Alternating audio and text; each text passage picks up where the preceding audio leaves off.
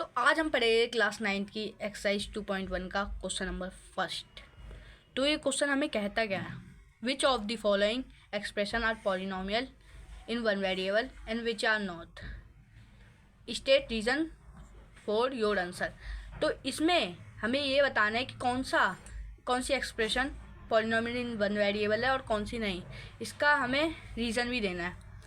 तो हम पहले जानेंगे कि पॉलिनोमियल इन वन वेरिएबल होते क्या है। तो इससे पहले हम जानेंगे पॉलिनोमियल्स क्या होते हैं। पॉलिनोमियल्स का हिंदी में अर्थ बहुपद है, इसके नाम ही से इसका अर्थ निकल रहा है। बहु मीन्स बहुत सारी, पद मीन्स टर्म्स, बहुत सारी टर्म्स, एक से ज़्यादा टर्म्स।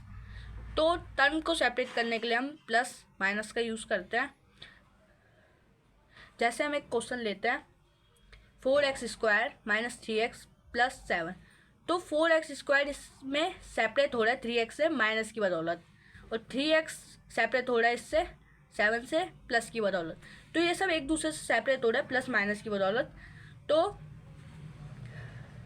जो 4x है वो ये अलग टर्म हो गई, 3x है वो अलग टर्म हो गई, 7x है वो अलग टर्म हो गई। मतलब इसमें टोटली 3 टर्म निकल ली हमारी।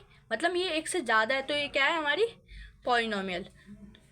ऐसे ही इसमें 2 टर्म है, यहाँ पे प्लस आ गया तो ये इससे सेपरेट हो गई, तो ये एक से ज़्यादा है तो ये भी पॉलिनोमियल हो गई। अब ये तीसरे क्वेश्चन में 2 टर्म है, क्योंकि यहाँ पे बीच में प्लस आ गया तो ये भी सेपरेट हो गई, अलग अलग भागों में बट गई। तो एक टर्म ये हो गई, दूसरी टर्म ये हो गई, तो ये भी पॉलिनोमियल है, एक से ज़्यादा आ गई। इसमें भी तीसरे में भी एक पॉलिनोमियल है, एक टर्म है, दूसरी टर्म सेपरेट है प्लस की बदौलत, तो ये भी पॉलिनोमियल होगी क्योंकि इसमें भी एक से ज़्यादा है। और तीसरे में 5वें में ये भी सेपरेट हो गई प्लस की बदौलत, क्योंकि इसके और इसके बीच में सेपरेट हो रही है प्लस के बदौलत, और इसके और इसके बीच में सेपरेट हो रही है प्लस के बदौलत। तो ये सब सेपरेट है, और ये भी एक पॉलिनोमियल है क्योंकि इसमें एक से ज़्यादा टर्म है।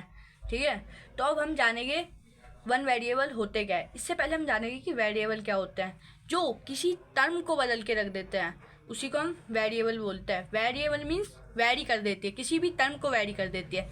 जैसे हमने लिया 3x, तो इसमें हमने मान ली कि x की वैल्यू 1 है, तो ये 3x बराबर 1 हो गया, बराबर 3 हो गया। क्योंकि इसमें x की वैल्यू 1 है तो ये 3 से मल्टीप्लाई हो जाएगा।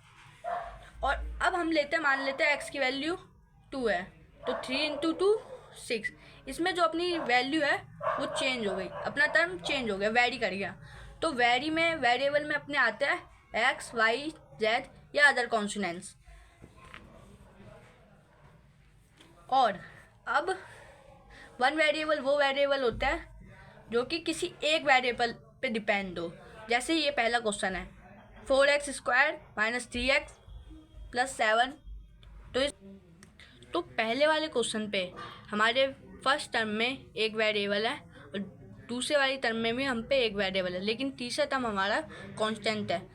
तो इसमें वेरिएबल तो 2 है, लेकिन सेम होने की वजह से हम इसे एक ही मानेंगे। तो it was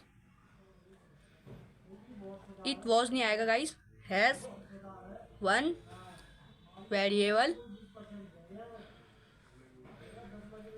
then it is polynomial in one variable।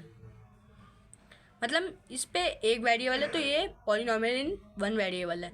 तो अब दूसरे क्वेश्चन पे हमारी फर्स्ट टर्म में एक वेरिएबल है, दूसरी टर्म हमारी कांस्टेंट है, तो ये भी हमारी पॉलिनोमियल इन वन वेरिएबल होगी। यही सेम इधर उतार देना है। तीसरी वाली में हम पे फर्स्ट टर्म पे एक वेरिएबल है, दूसरी टर्म पे भी हम पे एक वेरिएबल आ रहा है, तो इसमें 2 वेरिएबल होगी, लेकिन सेम होने की वजह से ये भी हमारी वन वेरिएबल, एक भी वेरिएबल ही गिनी जाएगी। तो ये भी हमारी पॉलिनोमियल इन वन वेरिएबल है, इधर भी सेम उतार देना है। अब चौथे क्वेश्चन पे हम पे फर्स्ट टर्म पे एक वेरिएबल है, दूसरे टर्म पे भी हम पे एक वेरिएबल है, तो ये भी हमारा पॉलिनोमियल इन वन वेरिएबल होगा, इधर भी सेम उतार देना है। अब हमारे 5वां क्वेश्चन में फर्स्ट टर्म पे हम पे एक वेरिएबल है, दूसरे टर्म पे भी हम पे एक वेरिएबल है, तीसरे टर्म पे भी हम पे एक वेरिएबल है। लेकिन ये तीनों से डिफरेंट होने की वजह से, तीनों वेरिएबल डिफरेंट है, इसलिए इसे हम 3 वेरिएबल गिनेंगे, क्योंकि एक्स इधर अलग है, वाई इधर अलग है, टी इधर अलग है, तो ये डिफरेंट होगी। तो इसे हम it has many variable then it is not polynomial in one variable। तो थैंक यू।